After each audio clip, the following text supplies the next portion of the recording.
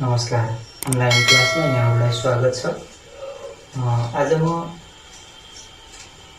BBS third year अन्तर्गतको provision of depreciation च्याप्टरको दोस्रो इक्जाम्पलमा छु। अघिल्लो इक्जाम्पलमा मैले यहाँहरूलाई एलाइबल डेप्रिसिएसन क्याल्कुलेसन गर्ने र क्लोजिङ डब्ल्युडिबी क्याल्कुलेसन गर्नेसँग सम्बन्धित प्रब्लमलाई सल्युसन गरेको थिएँ।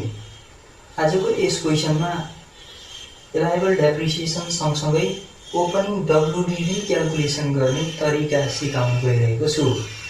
यहाँहरूलाई थाहा छँदैछ, क्लोजिङ डब्ल्युडिबी भन्दा ओपनिङ डब्ल्युडिबी क्याल्कुलेसन गर्न अलिकति कम्प्लेक्स हुन्छ, किनकि मैले तपाईँहरूलाई फर्मेट लेख्ने बेलामा पनि क्लोजिङ डब्ल्युडिबी निकाल्दा 2 लाइनमा सकिएको थियो, तर ओपनिङ डब्ल्युडिबी बनाउँदा केही अप्ठ्यारोपन पक्कै भएको थियो होला। अब तैपनि कसरी सल्युसन गर्ने त, ओपनिङ डब्ल्युडिबी क्याल्कुलेसन गर्दा कसरी सल्युसन गर्ने त भन्ने एउटा सानो आइडिया यो इक्जाम्पलबाट दिन गइरहेको छु। सबभन्दा सुरुमा त हामी क्वेसन बुझौँ। क्वेसन बुझेर सल्युसन गर्दा के कुरालाई फोकस गर्ने भन्ने एकदम विचार गर्नुपर्छ र सँगसँगै अस्ति हामी लेखेका नोटहरूलाई पनि राम्ररी विचार गर्नुपर्ने हो। कुन नोटलाई यहाँ एप्लाई गर्न सकिन्छ वा सकिँदैन भन्ने पनि विचार गर्नुपर्ने हुन्छ। जस्तो the balance sheet of an इन्डस्ट्रीको balance sheet run by an individual भनेको छ। इन्डिभिजुअलले रन गरेको इन्डस्ट्री हो रे।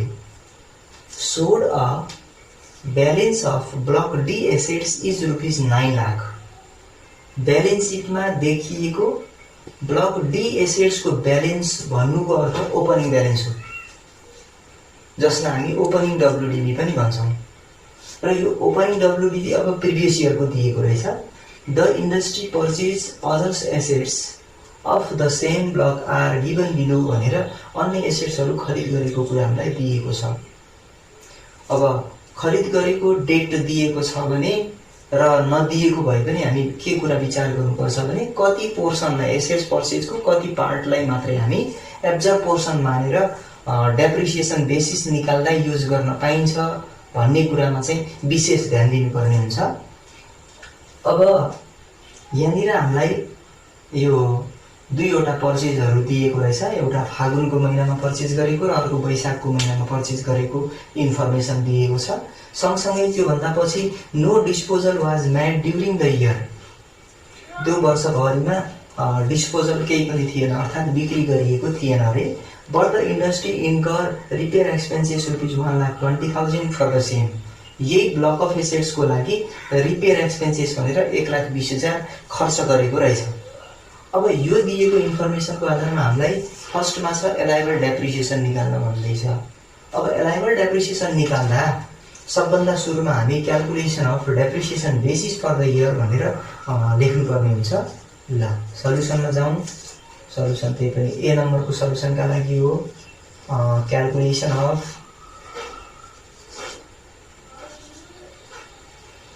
एलाइबल डेप्रिसिएसन। अब एलाइबल डेप्रिसिएसन निकाल्नका लागि हामी फर्मुला पनि लेखेका थियौँ अलि पहिले।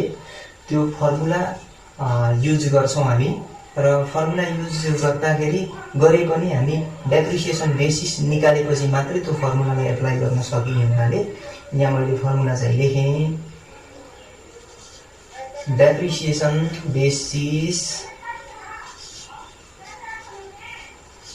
For the year into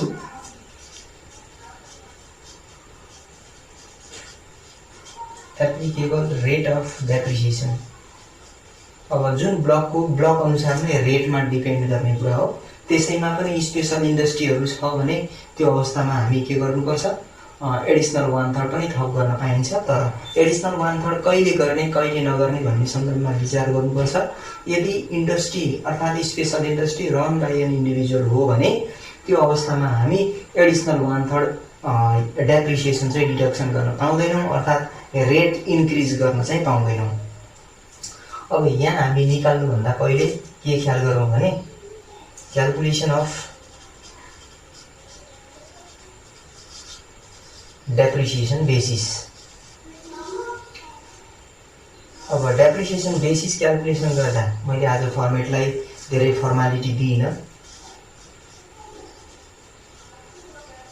opening डब्ल्युडिबी, opening डब्ल्युडिबी भनेको ब्यालेन्स सिटमा दिएको फिगर अर्थात् ओपनिङ डेटमा भएको ब्यालेन्सलाई लेखिन्छ। यसमा हामी एड गर्छौं एडिसन ड्युरिङ द इयर भनेर। एडिसन ड्युरिङ द इयर अहिलेको वर्षमा के थप भयो त त्यसलाई जोड्छौं। जस्तो एउटा छ अन 1 फागुन र अर्को छ अन 31 वैशाख। अब 1 फागुनमा जाउँ। यदि कुनै एसेट्स पर्चेज गर्दा पुसको इन्डसम्ममा पर्चेज गर्यो भने 3/3 गर्नुपर्छ। एब्जर्ब पोर्सन 3/3 हुन्छ र माघ 1 गतेदेखि तपाईको चैत्रको इन्डसम्म पर्चेज गर्यो भने 2/3 गर्नुपर्छ। यसको अर्थ फागुन भनेको दोस्रो क्याटेगोरीमा पर्यो। तसर्थ हामी के गर्छौं भने 6 लाख इन्टु 2/3 गर्नुपर्ने हुन्छ। 6 लाख इन्टु 2/3 भनेको 4 लाख हुनेको। अनि त्यस्तै वैशाख भनेको चैत इन्डपछि फेरि हामी वैशाखदेखि तपाईको असाढसम्मको अवधिमा 1/3 लाई एब्जर्ब पोर्सन मान्ने हुनाले यो वैशाखमा पर्चेज गरेको जुन 1,50,000 छ यसलाई इन्टु 1/3 गर्नुपर्ने हुन्छ। र 1/3 ले मल्टिप्लाई गर्यो भने 50,000 आउँछ। यो हामी 50,000 यसलाई टोटल गर्छौं। टोटल गर्दा 13,50,000 हुन्छ। 13,50,000 यो टोटल रिजल्ट। यसमा हामी लेस गर्छौं डिस्पोजल भ्यालुलाई। Disposal during the year, disposal during the year माथि लेखेकै थियो no disposal was made during the year भनेपछि डिस्पोजल केही पनि छैन। र यसरी आउने रिजल्ट हाम्रो डेप्रिसिएसन बेसिस हुन्छ। Depreciation basis for the year कति आउने भयो 13,50,000 आउने भयो। अब यो 13,50,000 डेप्रिसिएसन बेसिस हो भने यो फिगरलाई हामी यहाँ सब्स्टिट्युट गर्छौं rupees 13,50,000। 13,50,000 into applicable rate of depreciation भनेको हामीलाई डी ब्लक अफ एसेट्स को इन्फर्मेसन दिएको छ। डी ब्लक अफ एसेट्स को इन्फर्मेसन दिएको छ भने रेट अफ डेप्रिसिएसन यहाँहरुलाई थाहा छँदैछ। हामी प्रोभिजन पनि लेखिसकेका छौं। डी ब्लकमा प्लान्ट एन्ड मेसिनरीहरु अनि हेभी इक्विपमेन्टहरु पर्छन् भनेका छौं र त्यस्ता एसेट्सहरुको 15% रेट अफ डेप्रिसिएसन हुन्छ। यसको 15% गर्नुपर्ने हुन्छ हामी। अब यहाँनिर स्पेशल इन्डस्ट्री हुँदा हुँदै पनि हामी एडिशनल 1/3 किन थपेनौं त भन्दा special industry run by an individual हो भने एडिशनल 1/3 डेप्रिसिएसन डिडक्सन गर्न पाइदैन र यसैको आधारमा कति डेप्रिसिएसन आउँछ यो हामी क्याल्कुलेसन गर्छौं।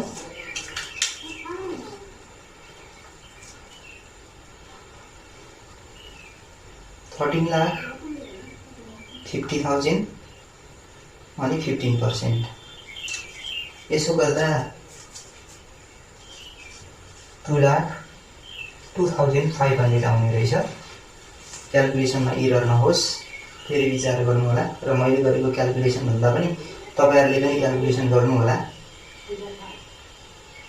13,50,000 इन्टु 15%। मेरो क्याल्कुलेसनमा त्यति नै आउँदैछ। एलाइबल डेप्रिसिएसन भनेको 2,25,000 आउने रहेछ। यो पहिलो रिक्वायरमेन्ट थियो। त्यसपछि हामी दोस्रो रिक्वायरमेन्टमा जानुपर्ने बी नम्बरको रिक्वायरमेन्टमा। बी नम्बरको सल्युसन क्याल्कुलेसन अफ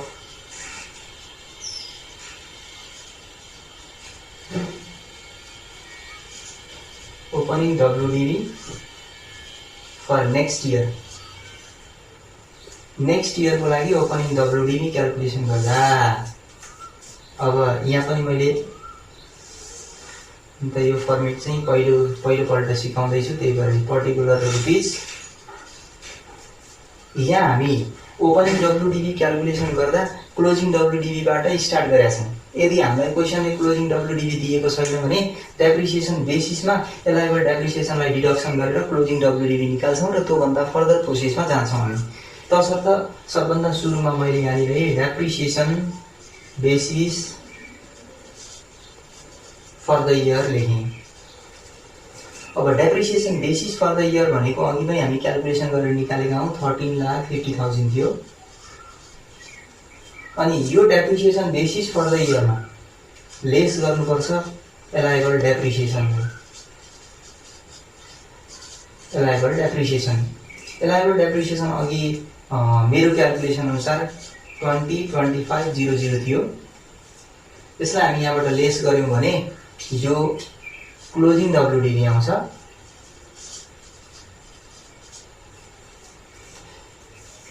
अब यसलाई लेस गर्नु पर्यो।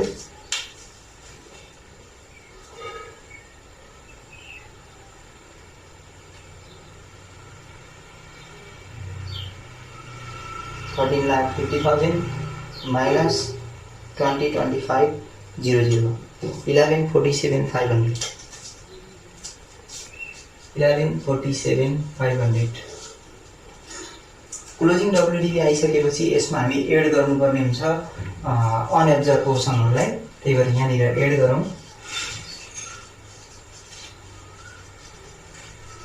अनएब्जर्भ पोर्सन्स अफ एसेट्स परचेज। अब अनएब्जर्भ पोर्सन्स लेख्ने बेलामा जुन जुन एसेट्सहरु हामी परचेज गरेका छौं, जस्तो अघि एउटा फाल्गुनमा परचेज गर्यौं र अर्को वैशाखमा परचेज गरेका थियौं, त्यो दुईवटै एसेट्सको अनएब्जर्भ पोर्सनलाई लेख्नुपर्ने हो। अन फर्स्ट फाल्गुन र अर्को अन 31st वैशाख। अब फर्स्ट फाल्गुनमा परचेज गरेको 6 लाख थियो र वैशाखमा परचेज गरेको 1,50,000 थियो।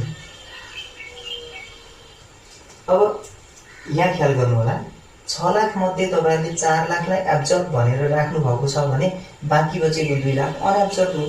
त्यही भएर हामी यहाँ लेख्ने बेलामा 2 लाख लेख्छौं र क्याल्कुलेसन गर्ने बेलामा के गरौँला भने 2/3 भनेको एब्जर्ब पोर्सन हो भने 1/3 अनएब्जर्ब हुन्छ। अनि त्यस्तै यहाँनिर 1/3 एब्जर्ब हो भने 2/3 अनएब्जर्ब हुन्छ।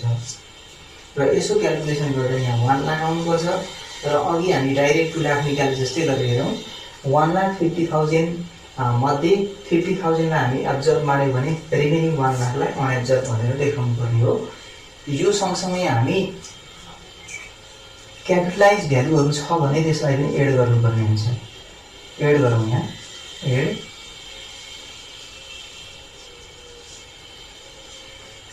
capitalize value of repairs। अब capitalize value of repair भनेको त के हो भने एक्चुअल माइनस एलाइबल गर्नुपर्ने हुन्छ रिपेयरको एमाउन्ट। अब एक्चुअल त क्वेशनमा दिएकै छ, एलाइबल हामी निकाल्नु पर्ने हुन्छ। त्यसको लागि एउटा हामी वर्किङ नोट बनाउँछौं। Calculation of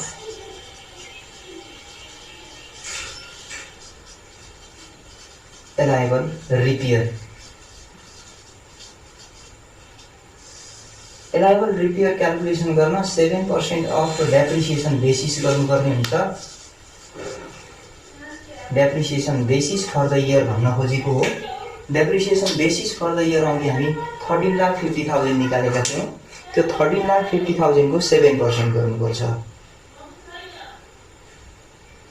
13,50,000 7%। यो क्याल्कुलेसन गर्दा तपाईको 94,500 आउँदो रहेछ। अनि अर एक्चुअल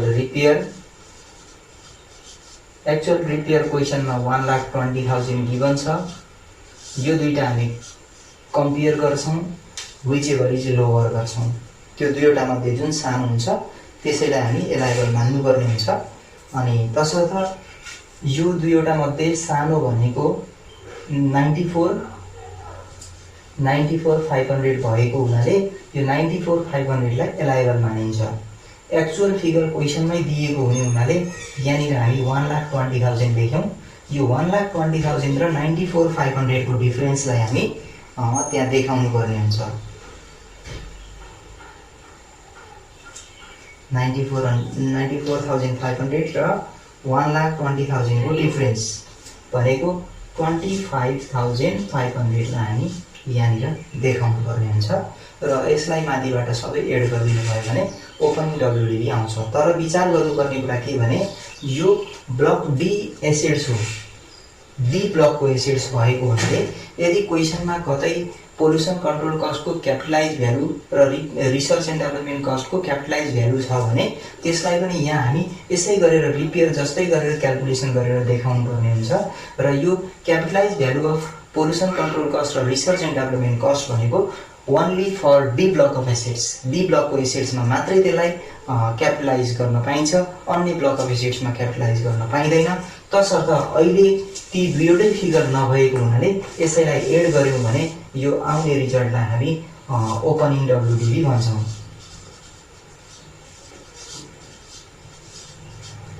ओपनिङ WDV तर यो फर नेक्स्ट इयर हो, for the beginning of next year. अब माथिदेखि यो भएको रिजल्टहरूलाई एड गरिदिउँ अनि यो नै हाम्रो के हुन्छ फाइनल एन्सर हुन्छ। जस्तो 11,47,500 अनि प्लस 2 लाख र यो 1 लाख 3 लाख भयो, 3,25,500। यसो गर्दा हाम्रो opening WDV for the beginning of next year भनेको 14,73,000 हुन्छ। अब यसमा तपाईहरुले थोरै क्याल्कुलेसन पार्टलाई हेर्नु होला। म यहाँ मोबाइलको हेल्पबाट क्याल्कुलेसन गरिरहेको छु, यसमा केही इररहरु पनि हुन सक्छ र प्रोसेसिङ चाहिँ यसरी नै हामी सल्युसन गर्छौं। र यसरी म आज यहाँहरुसँग डेप्रिसिएसन, प्रोभिजन अफ डेप्रिसिएसन अन्तर्गतको दोस्रो एक्जाम्पल जसमा एलाइबल डेप्रिसिएसन र ओपनिङ WDV क्याल्कुलेसन गर्ने थियो, यो मैले एउटा एक्जाम्पल सल्युसन गरिदिएँ। यस्तै किसिमका क्वेशनहरु यहाँहरुले नेटमा पनि पाउनुहुन्छ अनि बुकहरुमा पनि भेटाउनुहुन्छ र त्यहाँबाट यस्ता क्वेशनहरु सल्युसन गरेर अझ बढी नलेज चाहिँ गेन गर्न सक्नुहुन्छ भन्ने अभिलाषा सहित यहाँहरुसँगबाट बिदा हुन्छु। हस्त नमस्ते।